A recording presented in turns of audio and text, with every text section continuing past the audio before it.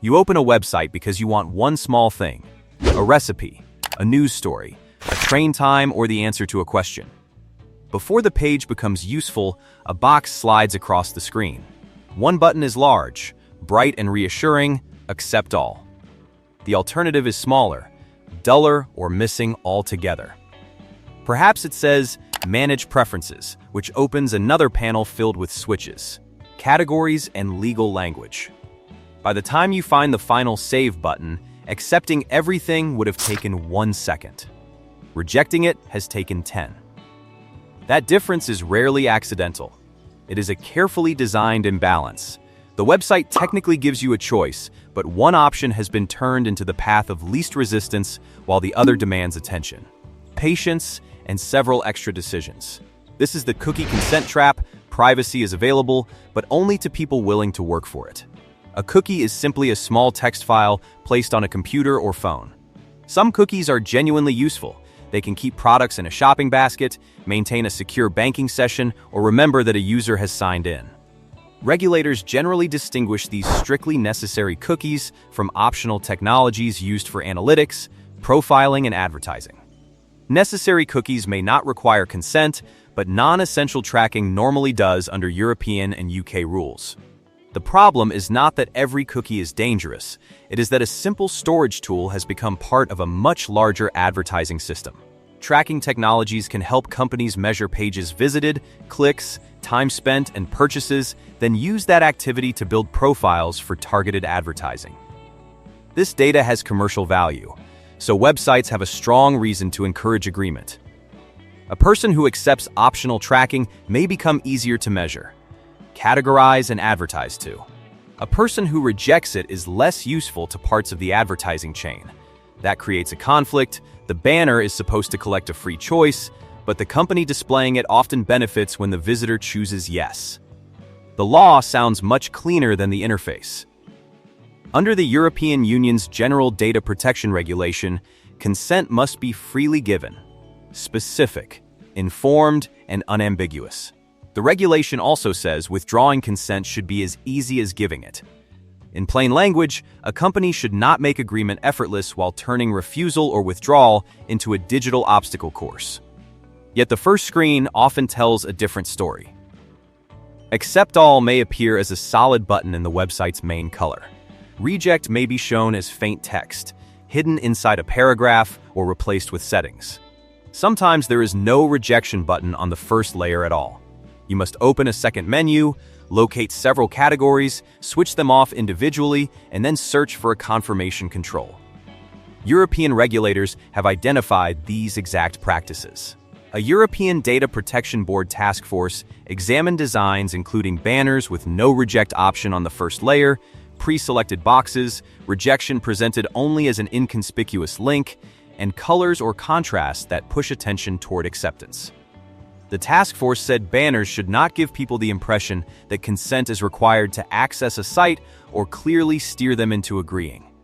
These designs belong to a broader family of techniques, often called dark patterns or deceptive design. They do not usually force a person to choose one answer. Instead, they arrange the environment so that one answer is easier, faster, and more visible. The trick works because people do not approach a cookie banner as a major life decision. They are already focused on something else. The banner is an interruption standing between them and the content they came to see. That interruption creates impatience, and impatience is valuable.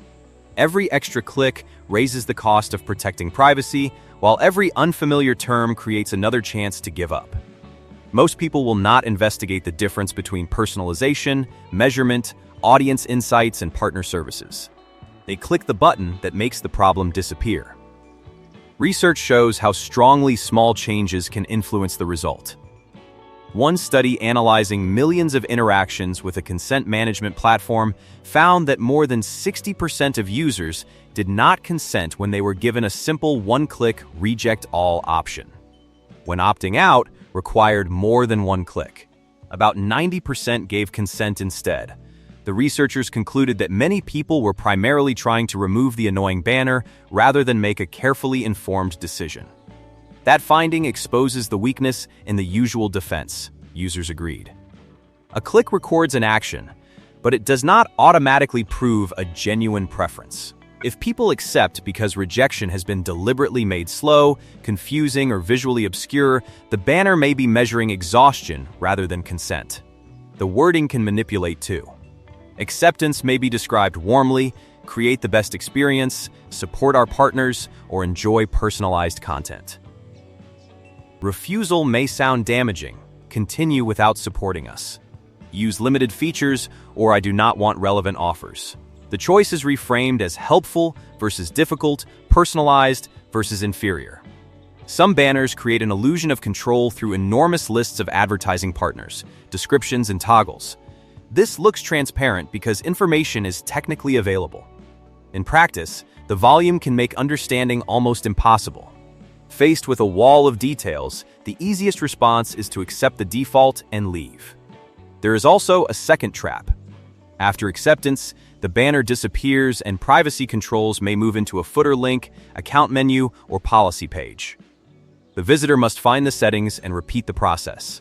A decision made in 1 second can take minutes to reverse. Regulators have increasingly challenged this imbalance. France's Data Protection Authority, the CNIL, has repeatedly ordered organizations to change banners that made refusal harder than acceptance. In 2024, it reported penalizing 11 organizations specifically for failing to make cookie refusal equally easy.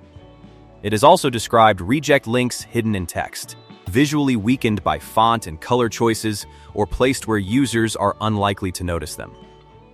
The UK Information Commissioner's Office has taken a similar position. In compliance warnings, it said that websites offering an immediate accept-all control should provide an equally prominent, unambiguous way to reject non-essential advertising cookies at the same point. It has also raised concerns about sites that continued placing advertising cookies even after users selected Reject All. For users, the practical response is to look for a first-layer Reject All or Continue without accepting option. Rejecting optional cookies does not normally disable those needed for a basket, login, or security. Browser privacy controls and reputable blockers can also reduce tracking, although no tool can guarantee every site will honor every preference. But this should not become another burden placed entirely on individuals. People should not need specialist knowledge, unlimited patience, or a collection of extensions simply to express no. The better solution is straightforward design, equal buttons, equal visibility, plain language, no pre-selected optional categories, no tracking before consent, and an easy way to change the decision later. A fair banner would not try to win. It would simply ask. Accept all and reject all would appear side by side with the same visual weight. A settings page would exist for people who genuinely want detailed control, not as a maze designed to punish refusal. The website might receive fewer permissions, but the permissions it did receive would mean more. That is the real issue behind the cookie consent trap. The argument is not about whether a green button should be blue or whether refusal takes 2 clicks instead of 1. It is about who controls the moment of choice. When a business designs both the question and the easiest answer, consent can become a performance, legally visible, commercially useful, and psychologically tilted. The next time a cookie banner blocks the page, notice how it treats your time. Count the clicks required to accept, then count the clicks required to refuse. Look at which button attracts your eye and which option makes you read. The design may tell you more about the company's priorities than the privacy policy ever will. The next time a cookie banner appears, notice how much harder it is to reject. If you enjoyed this video, like, subscribe, and comment. Do you usually accept or reject cookies?